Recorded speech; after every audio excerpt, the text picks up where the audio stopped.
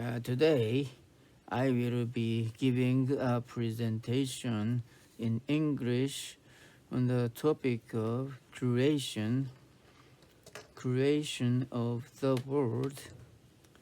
This is the very first presentation in English for the series of my presentations here in my YouTube channel. This presentation is based on this book titled Conversations with God.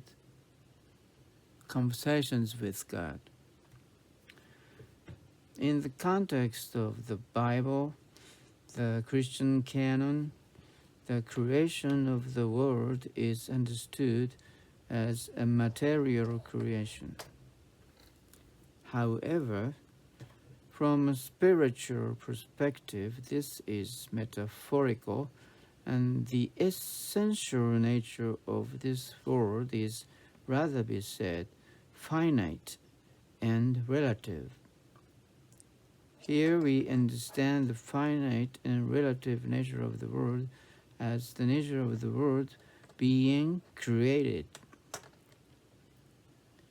We believe that the creation of the material world, which is finite and relative, was not an end in itself, but rather was intended to create relationships within that world. The creation of the world is meant to be the creation of the relationships between ourselves and the relationships between us and Him.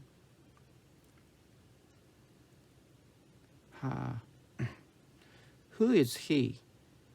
We call Him God. Of course, He is not a man, nor a woman, nor a human being. Using the third person singular masculine pronoun is inappropriate. It is just for convenience. Before God created the world, there exists nothing but God. He was existence itself. He calls Himself, I am that I am. According to this book, God wanted to know that He exists desperately. And for God, in order to know that He really exists, He had to know who He is. This book says that from the beginning, God knew that He is love, but He knew it just conceptually, and He wanted to know it practically.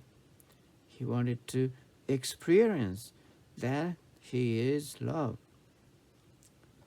In this respect, God needed the other existence other than Himself in order to love it. He wanted to have relationship with others. Thus, God created the world as the other existence. The creation of the world definitely includes the creation of the human being, because the human being represents the world, and the relationship between God and the world will be established by the human being. God is oneness and the only. But if there is nothing else, there is no way to know even that. Now, in order to be able to create the other existence, God needed the magical world, which is not.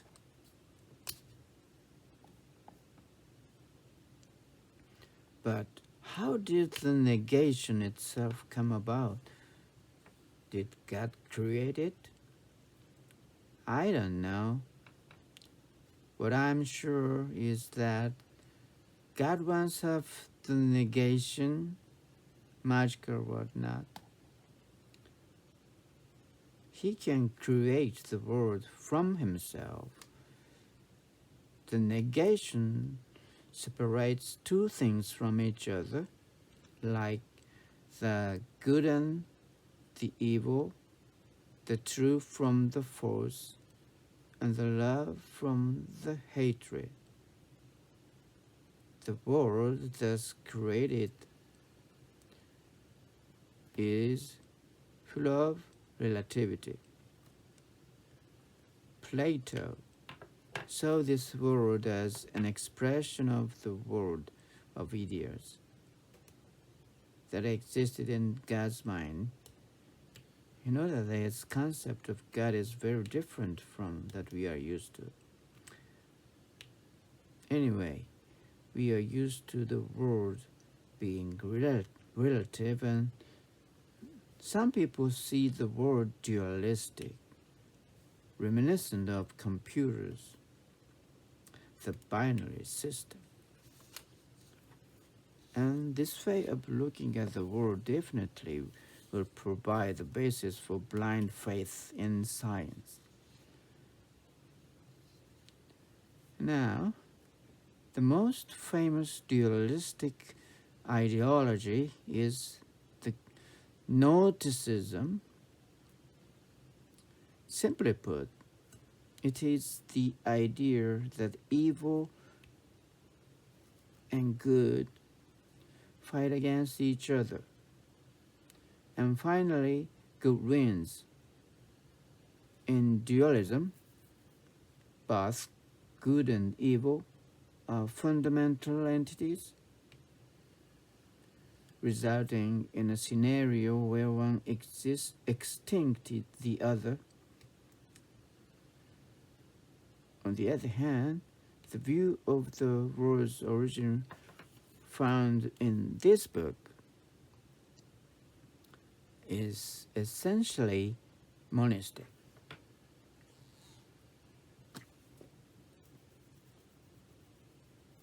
The good that resides in the oneness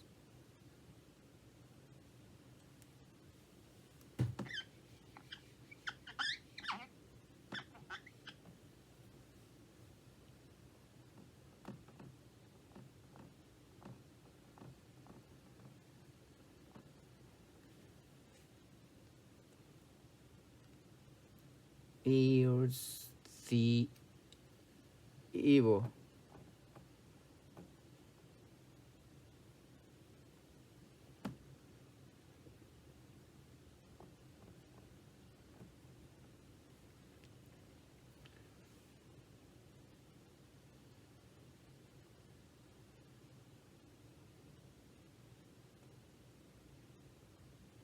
The good that resides in the oneness is the evil by negating itself.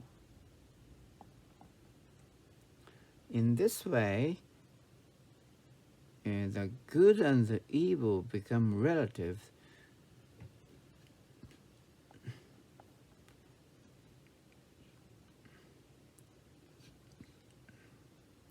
The importance of such plot is that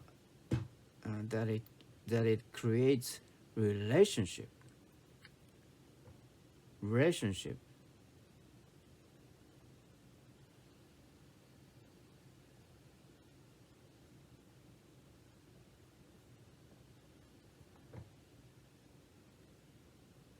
Relationship between 1 and 0.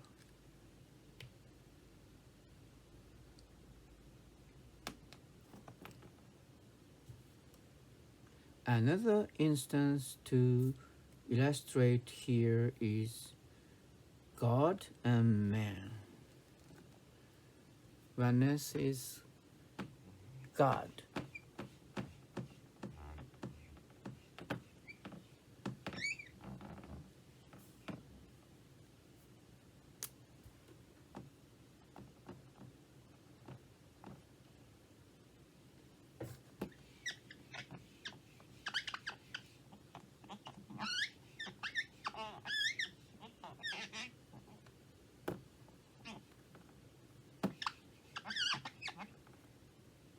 God created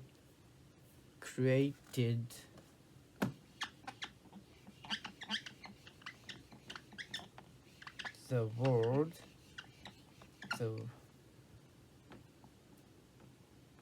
the world,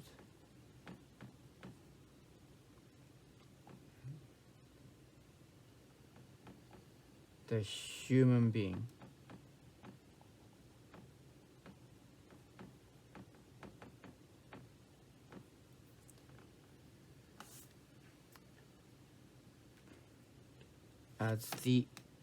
As a existence other than himself.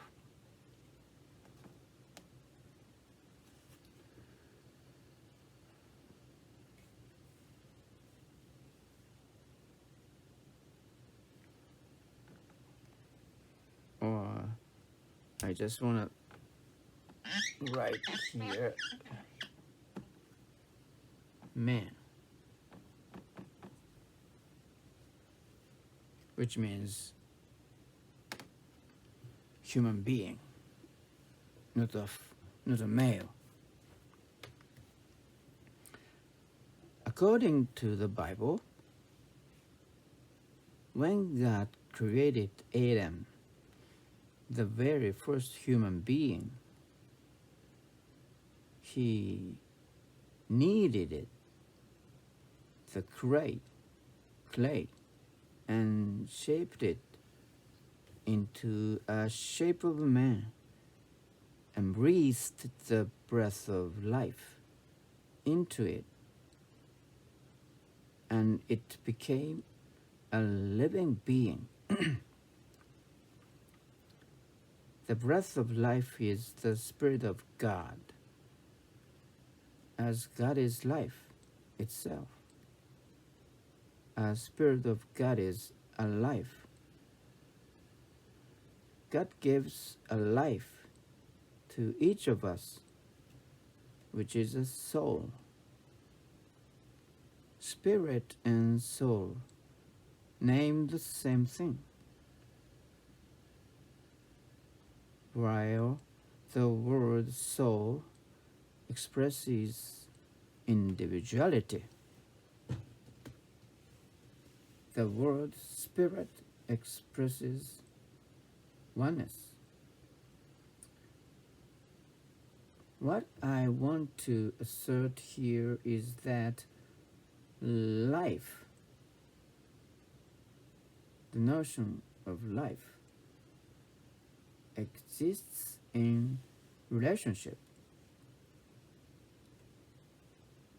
In Genesis chapter 2, section 7, God says that a man became a living being, and this means that man has become alive to God. It should be noted that the meaning of to live is in the Bible always means to live to God, or to live in relationship with God. And this relationship with God is always a responsive relationship.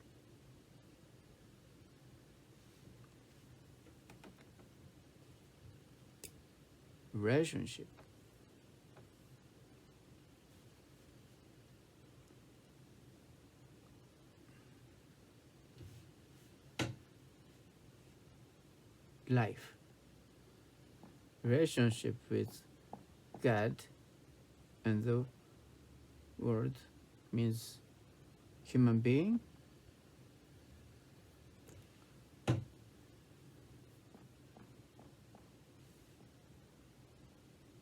Is God gives the world life.